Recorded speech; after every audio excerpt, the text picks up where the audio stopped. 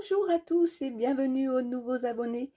On avance dans notre calendrier de l'Avent dont vous voyez les photos qui défilent. Donc comme vous pouvez le voir, on a déjà réalisé beaucoup de choses et beaucoup de choses différentes mais simples.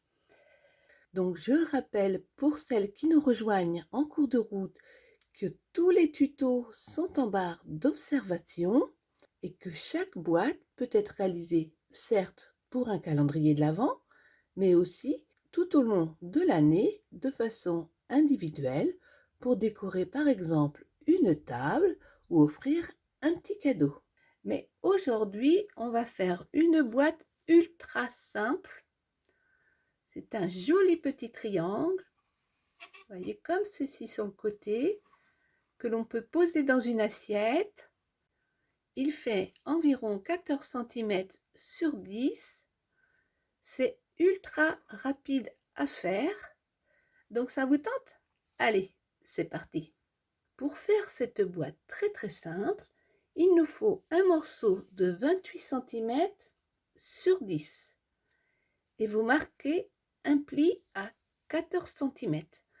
Comme très souvent, je pars sur une base de papier blanc épais de ce bloc-ci de chez Action. Mais vous pouvez prendre un papier déco, mais attention au sens. Vous alignez votre règle à droite et vous faites un petit trait à 5 cm. Vous alignez votre règle à gauche et vous faites un petit trait à 5 cm. Comme je vous ai dit qu'aujourd'hui c'est un projet extra simple, c'est extra simple. Vous allez prendre un plioir et votre règle. Vous vous alignez sur votre pli de 14 cm et sur votre trait. Et vous venez tracer le pli.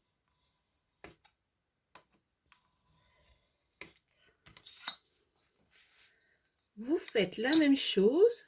Vous partez de votre pli et vous venez rejoindre votre trait.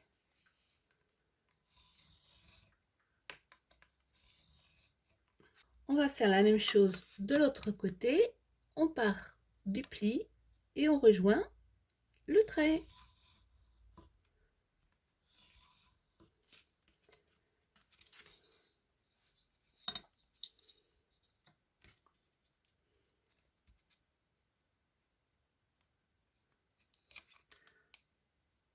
On fait la même chose ici. Vous voyez sur le schéma, on vient de tracer nos triangles. Je vous rappelle que vous pouvez télécharger tous les gabarits en vous inscrivant sur le groupe Facebook Muriel Scrap le groupe. Je vous mets le lien en barre d'observation. Mais là, c'est très simple. Alors moi, j'ai décidé de faire une face qui va être embossée à froid et l'autre face qui va être décorée. Pour la déco, j'ai pris un papier qui n'avait pas de sens. Vous voyez, mes petits sapins sont dans tous les sens, ça ne posera pas de problème. Et j'ai découpé un morceau de 9,8 sur 13,8. Et je vais venir faire une petite marque à 4,9.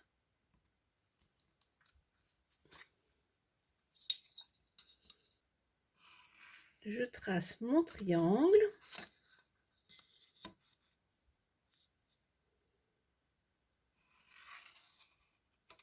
Là, moi, je le trace pour que vous voyez mieux, hein, mais vous pouvez directement couper au cutter. Hein, c'est pas un souci, loin de là. C'est ce que je fais quand je filme pas. Hein, je gagne du temps.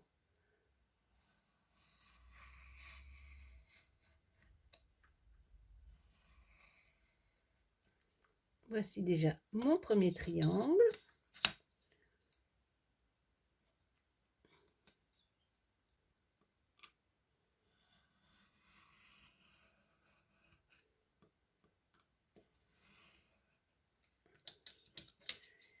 Et mes 3 triangles sont découpés. Quand j'ai un papier de matage, j'aime bien passer de l'encre sur le côté pour éviter de voir ce blanc là. Donc, je fais soit ça avec un crayon feutre, soit avec de l'encre. Pour celles que ça intéresse, j'ai pris l'encre 22 de chez Action. Mes 3 triangles sont prêts, mais avant de les coller, je vais passer la moitié de ma carte en embossage à froid dans ce super classeur d'embossage avec plein de flocons de neige.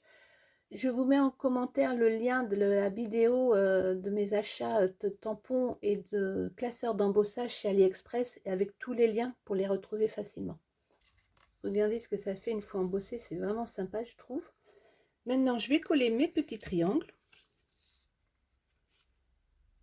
comme ceci, comme cela, et comme cela. Et je marque tous mes plis. Voilà, j'obtiens ceci.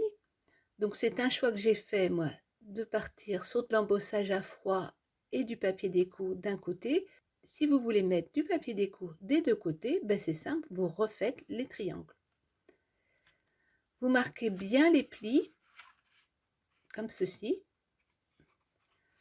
Et ensuite, ben vous choisissez dans quel sens vous voulez mettre votre boîte. Moi, en fait, je veux favoriser mon embossage que j'adore.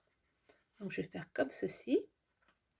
Et maintenant, on va venir faire des trous. On met les 2 triangles l'un par-dessus l'autre. On prend une perfo. On glisse bien les 2 papiers en même temps. Ça, c'est super important. Et on vient faire un petit trou à peu près centré.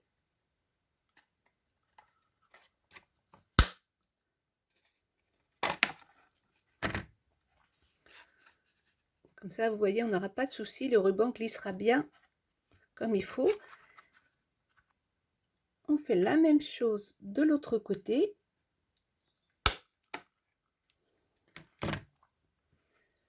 Vous passez votre ruban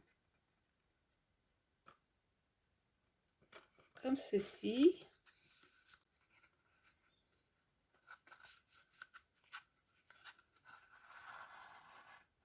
Vous passez votre ruban dans la 3e face.